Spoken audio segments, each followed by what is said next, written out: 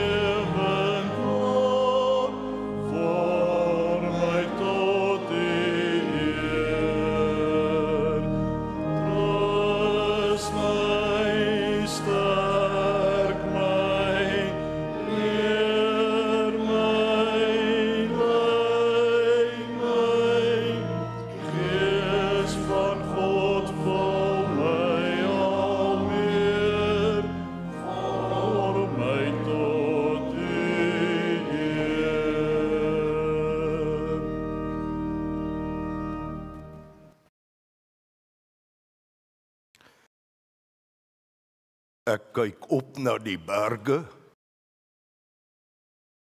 Waar sal daar vir my hulp vandaan kom? My hulp kom van die God wat hemel en aarde geskape het en wat trou bly tot in ewigheid. Broeders en susters, genade en vrede word u ryklik geskenk van God ons Vader, deur Jesus Christus ons Heer, en dit word vermenigvuldig deur die kragvolle werking van die Heilige Gees. Amen. God het ons met sy seën gegroet. Laat ons met blydskap daarop antwoord met die sing van Psalm 33 vers 1, 2 en 11, die tweesesberuiming.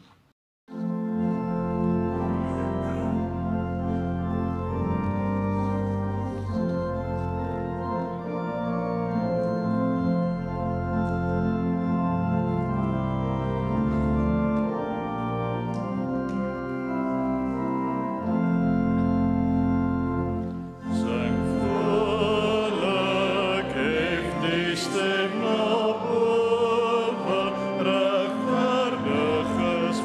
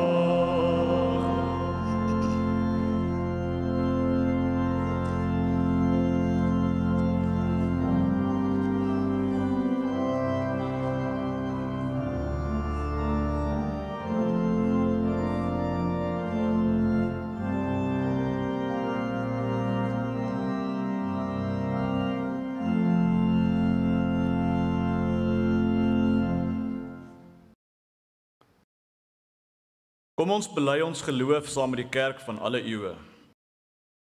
Ek glo in God die Vader, die Almagtige, die skepper van die hemel en die aarde, en in Jesus Christus, sy eniggebore Seun, ons Here, wat ontvang is van die Heilige Gees, gebore is uit die maagd Maria, wat gelei het onder Pontius Pilatus, gekruisig is, gesterf het en begrawe is en neergedaal het na die hel, wat op die 3de dag weer opgestaan het uit die dode, wat opgevaar het na die hemel en sit aan die regterhand van God, die Almagtige Vader, vanwaar hy sal kom om te oordeel, die wat nog lewe en die wat reeds gesterf het. Ek glo in die Heilige Gees. Ek glo aan 'n heilige, algemene Christelike kerk, die gemeenskap van die heiliges, die vergewing van sondes, die opstanding van die vlees en 'n ewige lewe. Amen. Kom ons sing gesang 599, vers 2 en 3, waarna jy weer kan sit.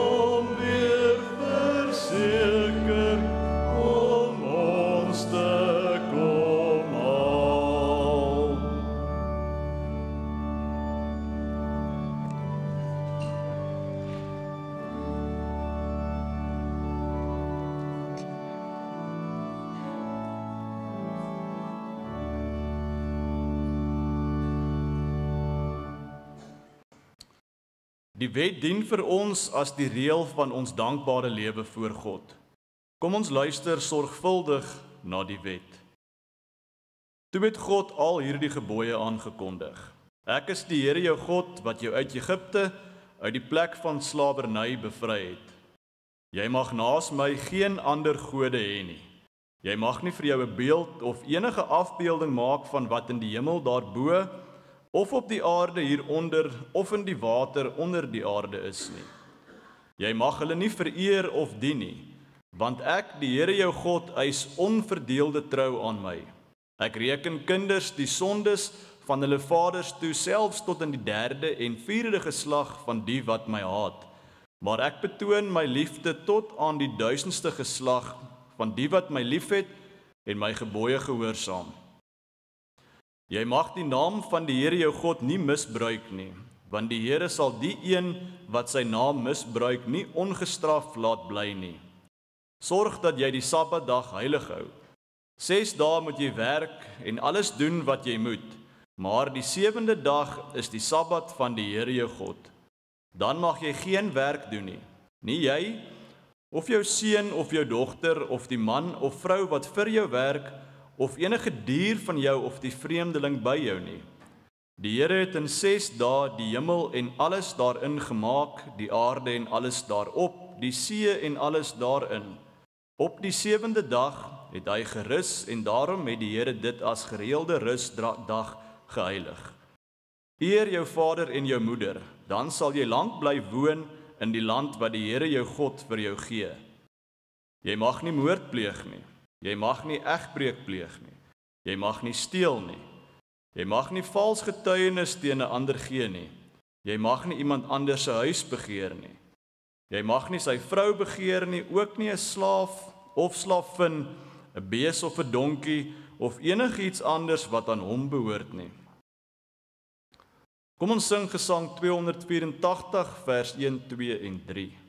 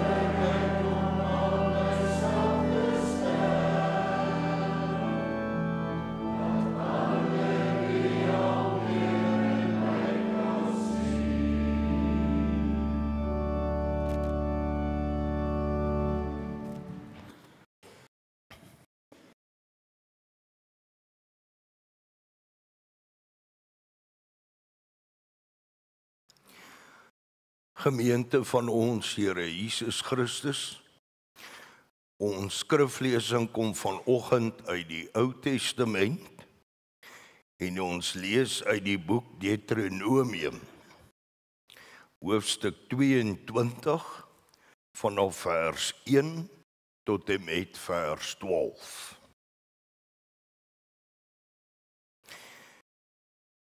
Jy mag jou nie blind hou wanneer jy 'n verdwaalde bees of skaap van jou volksgenoot sien nie. Jy moet dit na hom toe terugvat.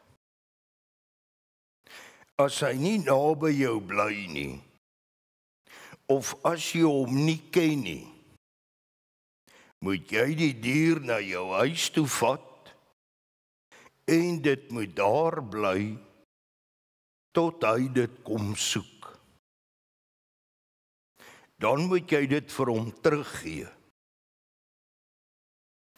So moet jy ook maak met 'n donkie of 'n kledingstuk van jou volksgenoot of enige iets anders wat wegraak en jy dit kry.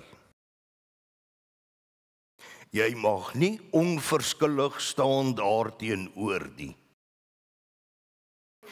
Jy mag nie onverskillig staan teenoor 'n donkie of 'n bees van jou volksgenoot as jy dit sien val nie. Jy moet hom help die dier op te tel. 'n Vrou mag nie mansklere dra nie. En 'n man mag nie vrouensklere aantrek nie. Die Here jou God het 'n afskuw van mense wat dit doen. Wanneer jy afkom op 'n voëlnes in 'n boom of op die grond,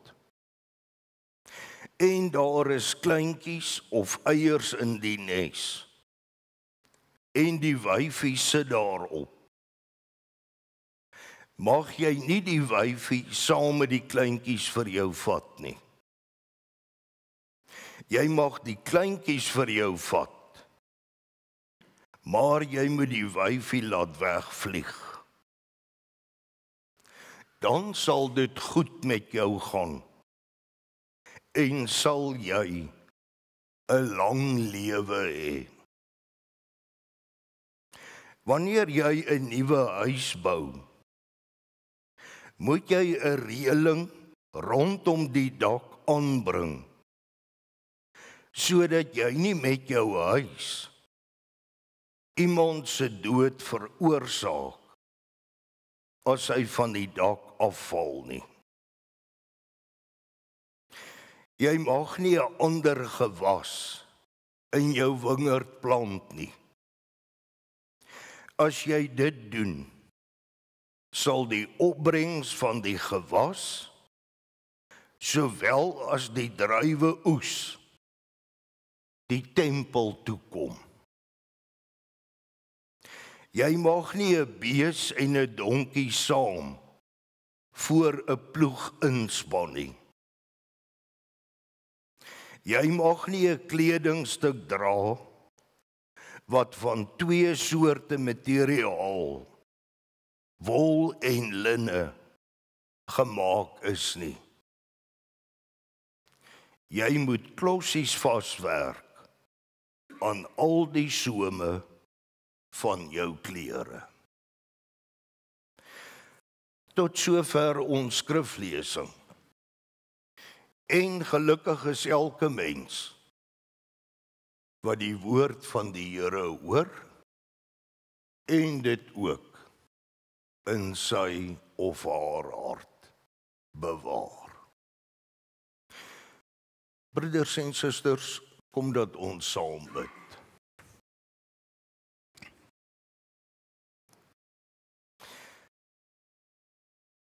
Ons Vader in die hemel, U Seun het vernederend mens geword en is vernederend gekruisig. Maar triomfantlik het hy uit die dood opgestaan. Ons dank U dat die donkere van ons stikkende wêreld net daarom nie die laaste woord oor ons is nie. Ons dank U dat U Seun se pad na Golgotha die heerlikheid van U koninkryk tot oor ons gebring het. Ons dank U dat ons vandag na die eeue wat verby is kan terugkyk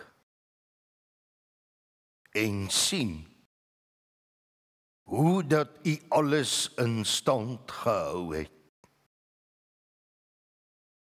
ten spyte van die aanslae van die bose.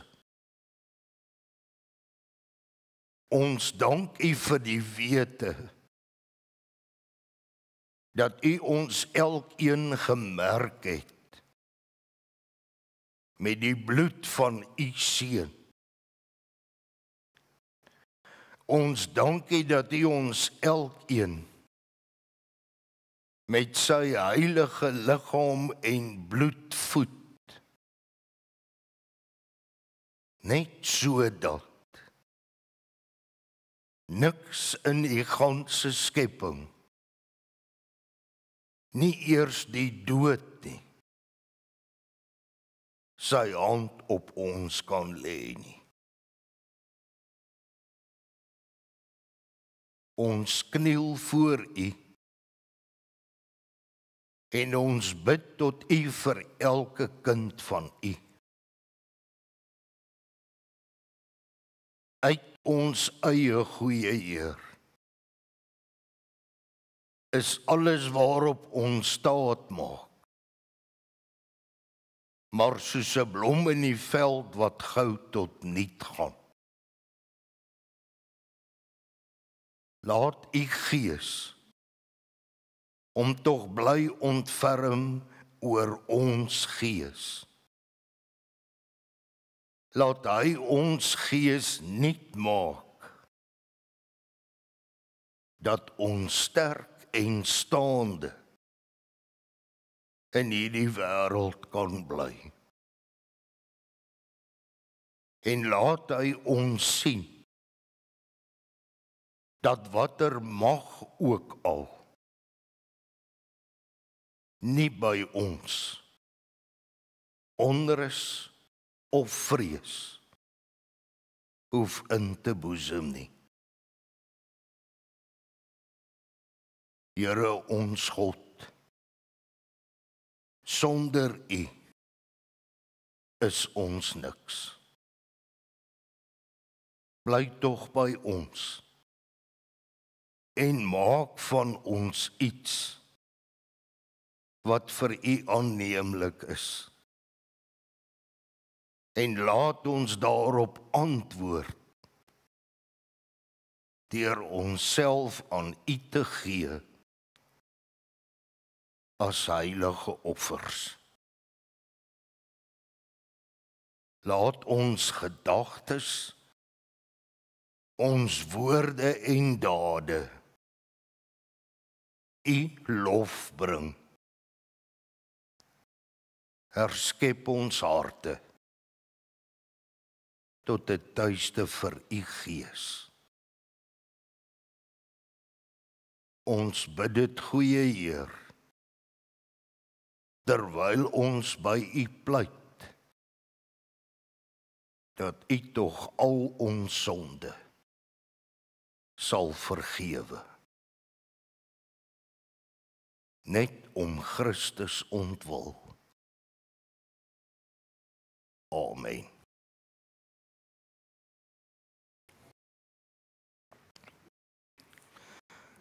Gemeente, ons sing vervolgens Gesang 273, die eerste, derde en vierde strofe.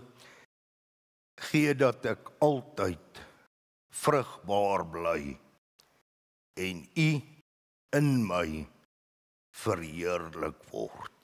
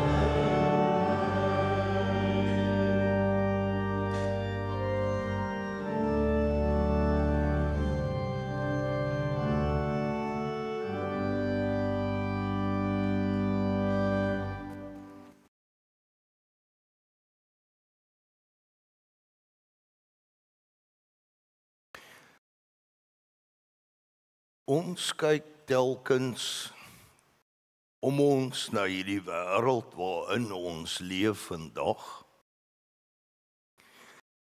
En dan vra ons onsself af,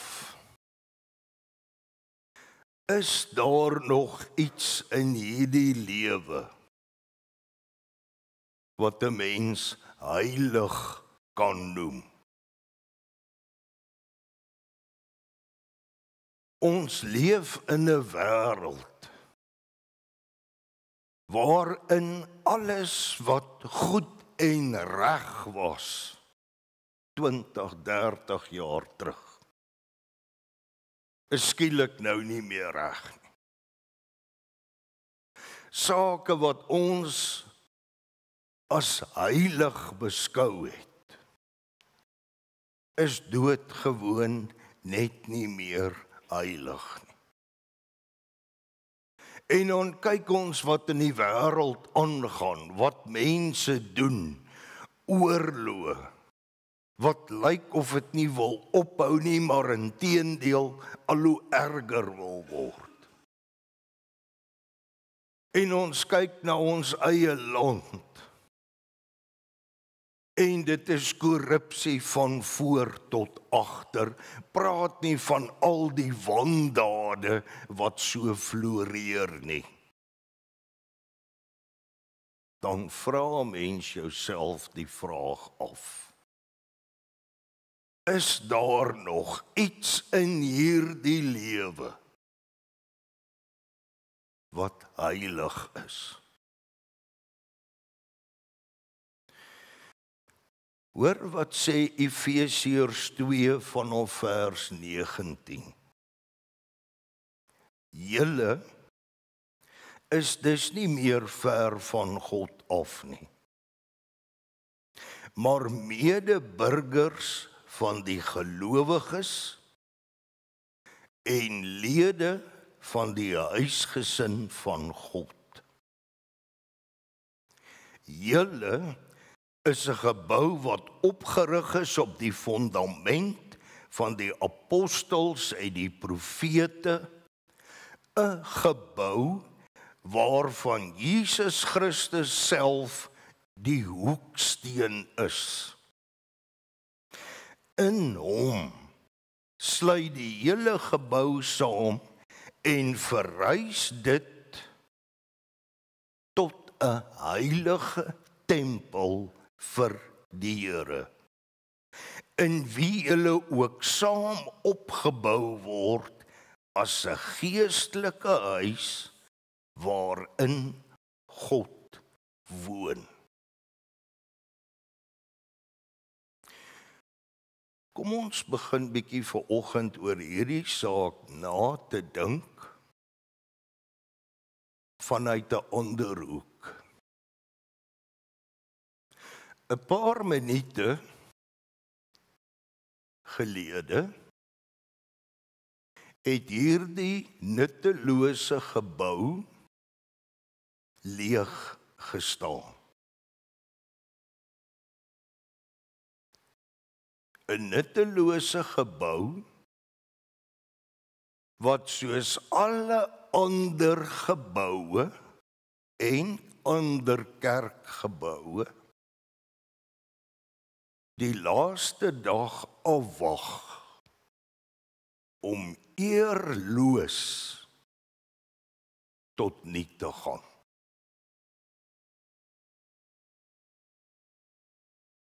Kyk ons nou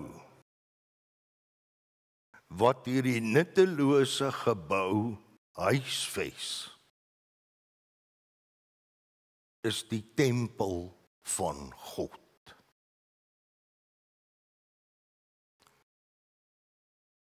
Het ons al ooit by 'n kerkdeur ingestap en besef dat ons die tempel van God sien? En vir onsself die vraag afgevra, wat beteken dit vir my om die tempel van God te kan sien? En oor 'n paar minute van nou af gaan hierdie nuttelose gebou weer leeg staan. Miskien kom die eindtyd hierdie week. En dan gaan hierdie nuttelose gebou eerloos tot niet wees. Want die tempel van God het huis toe gegaan. En as ons lewe en gesondheid hou, soos alle ander gemeentes, die kerk reg oor die wêreld, sal nuttelose kerkgeboue weer die tempel van die Here ontvang.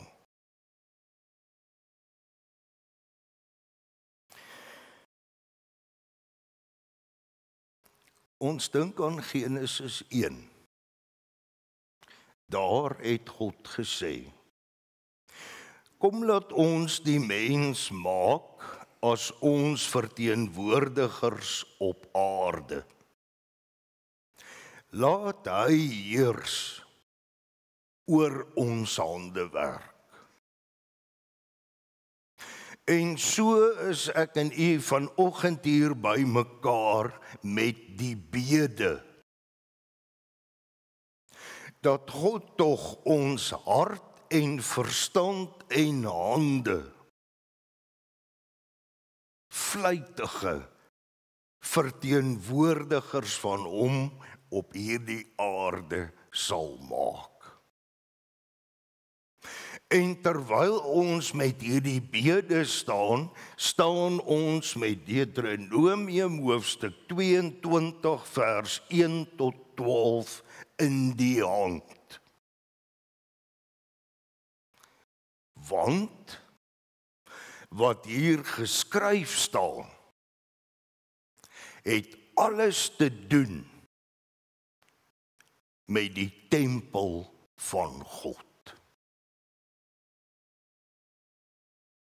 Alledaagse goed, maar dit het alles te doen met die tempel van God. In vandag se taal, hierdie tempel wat nou hier is. Tussen die Ou en die Nuwe Testament het iets drasties met die tempel gebeur. Maar soos wat hierdie skrifgedeelte praat, oor die ou tempel, praat hy met hierdie nuwe tempel. Die tempel in Jerusalem was vir Israel die middelpunt van die destyds bekende wêreld. En om meer presies te wees, die altaar wat voor die tempel in Jerusalem gestaan het, was die presiese middelpunt van die destyds bekende wêreld. Letterlik het alles in Israel rondom die tempel gedraai. Hulle het nie 'n onderskeid getref tussen fisies en geestelik nie, wat ons baie keer jammerlik doen. Dit was vir hulle een en dieselfde saak. Daar in die tempel in Jerusalem is die allerheiligste gedeelte en daar is God self teenwoordig. So groot was hierdie saak, dat die skrywer van Genesis, toe hy vertel het hoe die nageslag van Sem, Gam en Jafet, die seuns van Noag, hoe hulle versprei is oor die aarde, as 'n mens die lyne gaan trek, waar kruis hierdie 3 lyne? Op die altaar voor die tempel. En daarom ook dat die profete herhaaldelike kere geprofeteer het, al die nasies sal terugkom na Sionsberg toe, want dit is die middelpunt van die wêreld. En dit is die middelpunt omdat God daar teenwoordig is. Wat beteken dat die tempel die heiligste plek op aarde is en ook die reinste plek op aarde is? Gaan jy na die tempel toe, gaan jy die reinigingswette om iets daarvan mee te sê dat ek graag so wil wees dat ek ook hier op die tempelplein kan staan. Rein. Nou is dit so, party mense werk in die tempel, die priesters, daarom het hulle dag vir dag reinigingswette moes nakom. En dan kry jy die mense wat nou bietjie verder van die tempel af woon in Jerusalem omstreke, en dan kry jy die wat ver bly. Letterlik, hoe verder jy van die tempel af is, hoe meer onrein raak die wêreld, totdat as jy buite die grense van Israel gaan, dan is jy in 'n onrein wêreld. Dit was die siening. Nou is die vraag, hierdie Israeliet, wat al ver op die platteland bly, wat miskien hom in die buiteland bevind, hoe is so 'n gewone Israeliet deel van hierdie reinheid daar by die tempel in Jerusalem? En nou begin Moses te praat hier in Deuteronomium. En ons sal net bietjie die opdragte wat hy gee uitmekaar, en dan sal ons hulle weer aan mekaar sit om die groot boodskap te sien. Ons lees hier dat die Israeliet verbied was om klere aan te trek waarvan dit met linne en wol geweef is. Met die beste wil in die wêreld kan ons nie verstaan hoekom dit so moet wees. En inteendeel is dit ook nie een van die regulasies van ons geestelike lewe, geloofslewe nie. Maar vir die Israeliet het dit baie sin gemaak,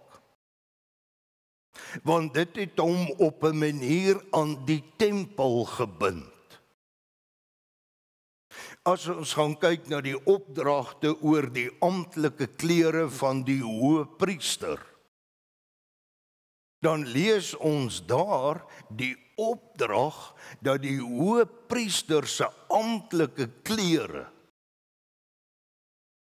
gemaak moes word van linne en wol in mekaar verweef. Wie is die hoëpriester? Ja, hy is 'n mens, 'n doodsondige mens, maar waarvan is hy die teken, die waarborg? Dat God deur hom met sy volk praat. Dat hy offers vir die volk ten hemele rig. Hy is die middelman tussen God en mens.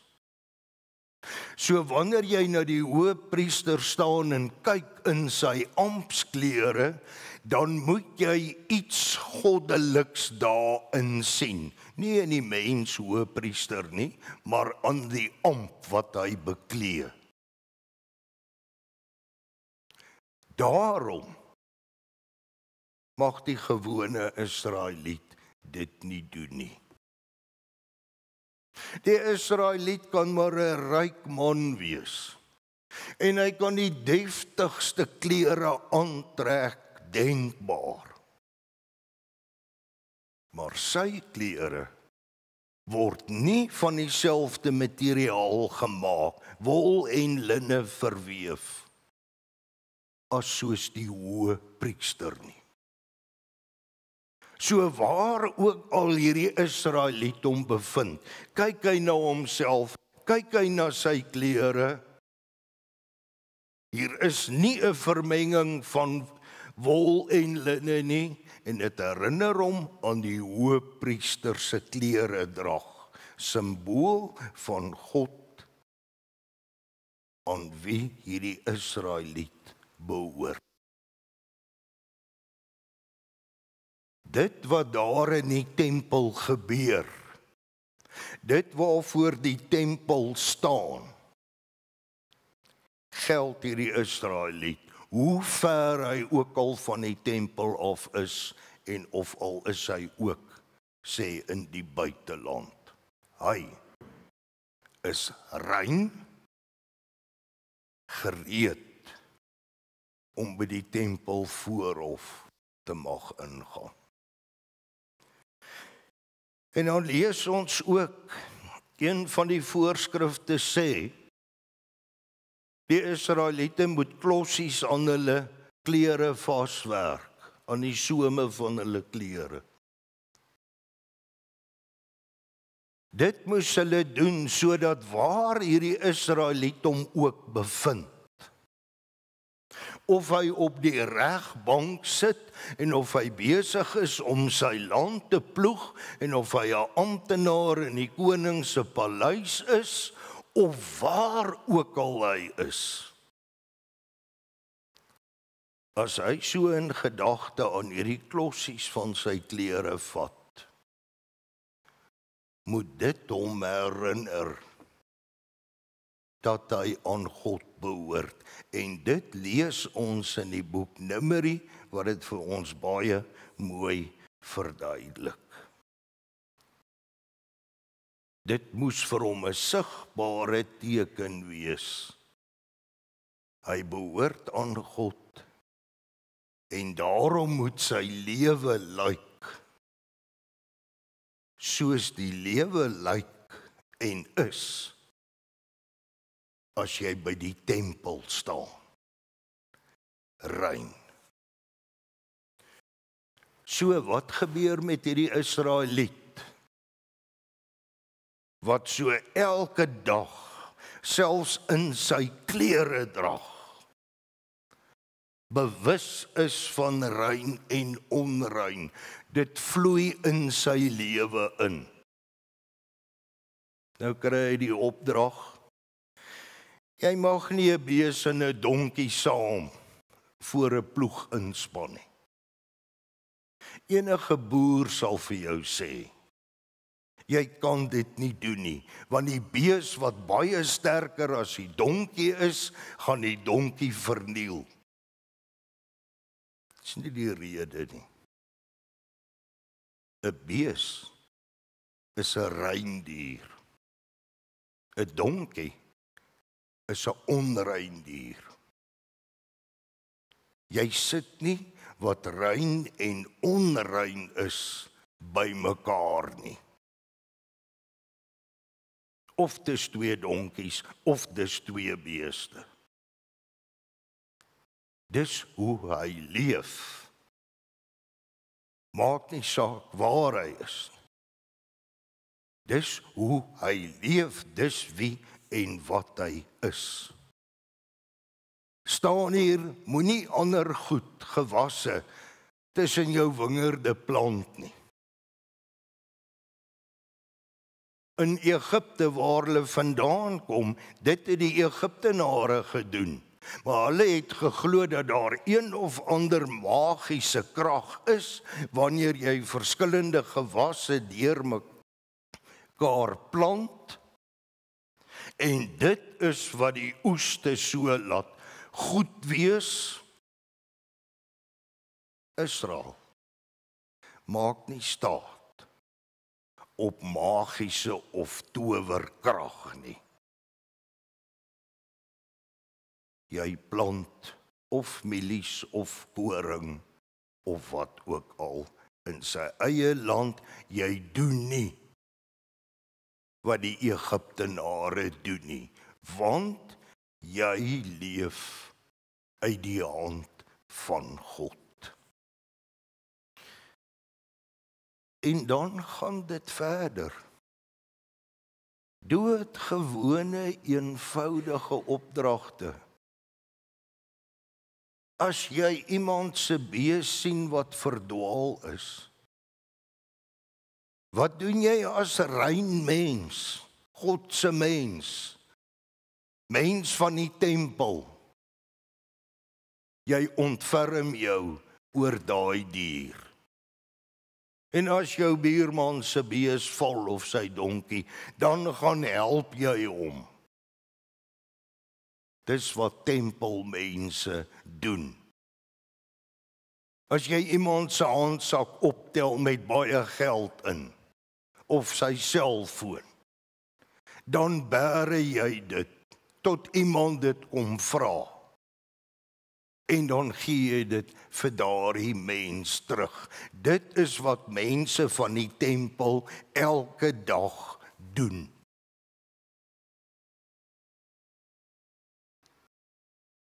En nie voel op die nesie. Enige iemand wat baie gesteld is op ekologie, sal sê, maar dit is 'n goeie opdrag. Inderdaad is dit ekologies 'n goeie opdrag, maar dis nie waaroor dit vir die Israeliet gaan nie. God het gesê, jy moet verteenwoordiger wees, jy moet heers oor die diere in die veld, en dis hoe jy daaroor heers. En ook as jy die eienaar van 'n groot fabriek is, dan sal jy sorg dat daar nie gemors in die riviere afloop nie, want dit is hoe tempelmense doen. Hulle sorg dat by hulle huis en hulle werkplek dit lyk en dit is soos in die tempel.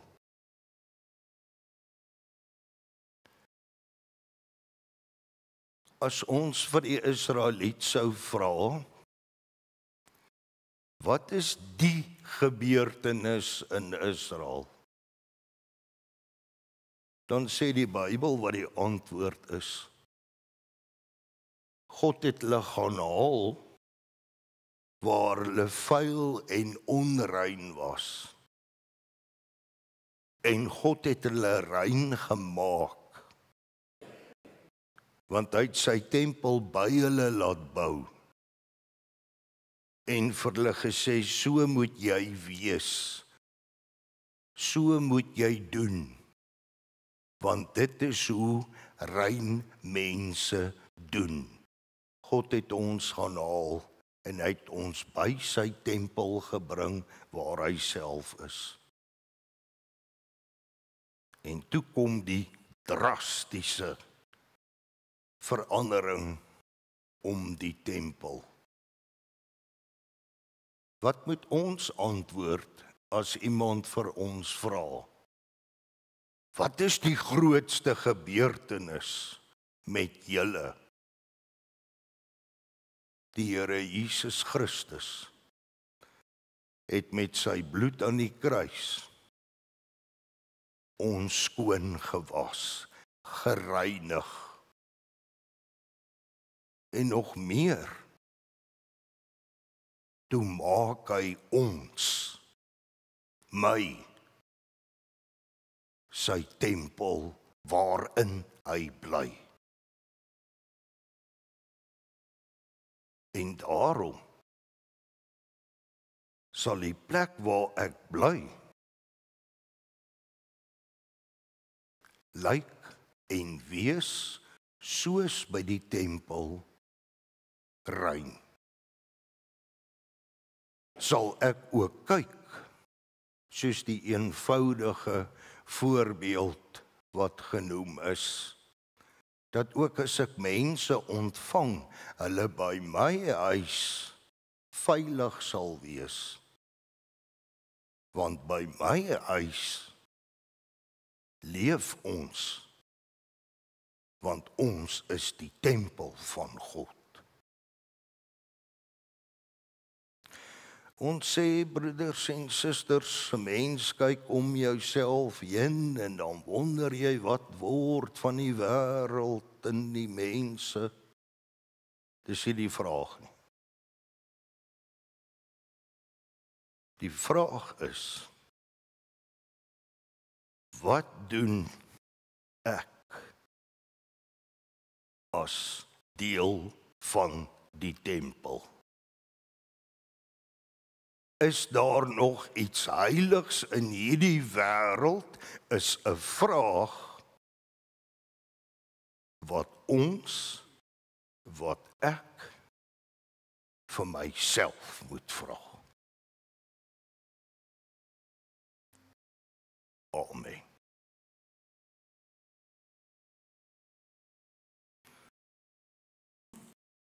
Ons slotgesang is gesang 280, die eerste, tweede en derde strofe. Laat my leef en werk met vreugde, want dit sal volharding vra. Heer, U leiding bring bevryding, al ons skuld het U gedra.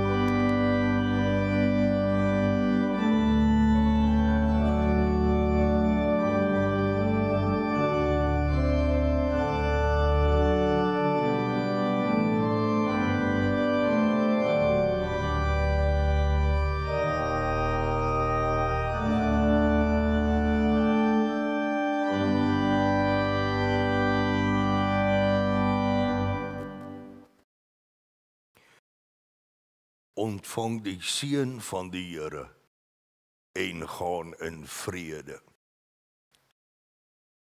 Die liefde van God ons Vader, die genade in Jesus Christus ons Here, en die troostvolle gemeenskap van die Heilige Gees, bly met u elkeen. Amen.